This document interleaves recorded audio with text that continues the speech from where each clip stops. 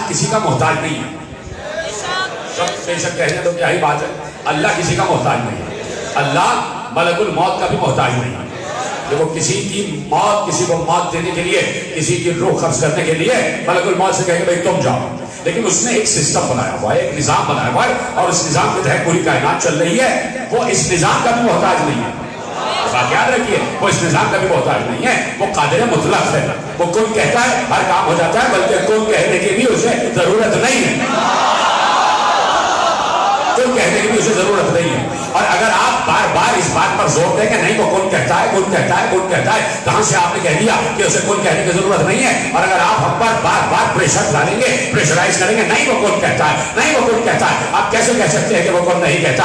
آپ بار بار جب ہم پر زور ڈالیں گے کہ نہیں وہ کن کہتا ہے، اس لیے کہ اس نے کہہ دیا کہ انما امرہ اذا اراد شیئا ان یقول له کن فیکون. جب وہ کسی شے کا ارادہ کرتا ہے، اس شے سے کہتا ہے کون تو ہو جاتا ہے. تو وہ کہہ سکتے ہیں آپ کہ آپ بار بار ہم پر زور ڈال رہے ہیں وہ کن کہتا ہے، کن کہتا ہے، کن کہتا ہے. میں کہہ رہا ہوں کہ اسے کن کہنے کی بھی ضرورت نہیں ہے. وہ اشارہ کرتا ہے، اس کا اشارہ ہی کن ہو جاتا ہے. لیکن اس کے باوجود اگر آپ زور دے رہے ہیں وہ کن کہتا ہے، کن کہتا ہے، کن کہتا ہے، تو پھر ہم یہ بات کہنے کی اجازت چاہیں گے کہ بھائی کن کہنے کے لیے زبان چاہیے.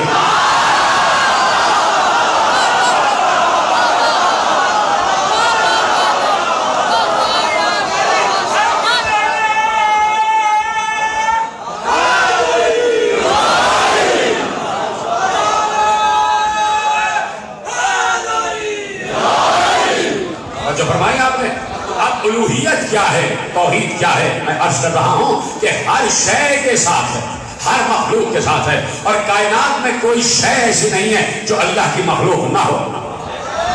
کوئی شے ایسی نہیں ہے جسے اللہ نے خلق نہ کیا ہو. ہر شے اللہ کی مخلوق ہے اور ہر اپنی مخلوق کے ساتھ ہے. اللہ ہر مخلوق کے ساتھ ہے. آپ نے کہہ دیا کہ میں منافق کو کیوں نہیں منع کرتا، تو میں آپ کو پلٹ کے کہتا ہوں کہ وہ جو آپ کے پڑوس میں ایک ملک ہے جو بتوں کی پوجا کرتا ہے، جو بت پرست ہے، تو جب وہ بتوں کو ہاتھوں سے بنا کے اس کے سامنے سجدہ کرتا ہے تو کیا ہندو کے ساتھ اللہ نہیں ہے؟ میرے ساتھ ہے نا سب کے ساتھ؟ بھائی جو بت پرست ہے اس کے ساتھ بھی تو اللہ ہے. دیکھ رہا ہے کہ میرے ہوتے ہوئے کسی اور کو بنا لیا گیا، پھر بھی چپ ہے. سمجھا؟ پتہ نہیں کوئی سمجھا ہے کوئی نہیں سمجھا.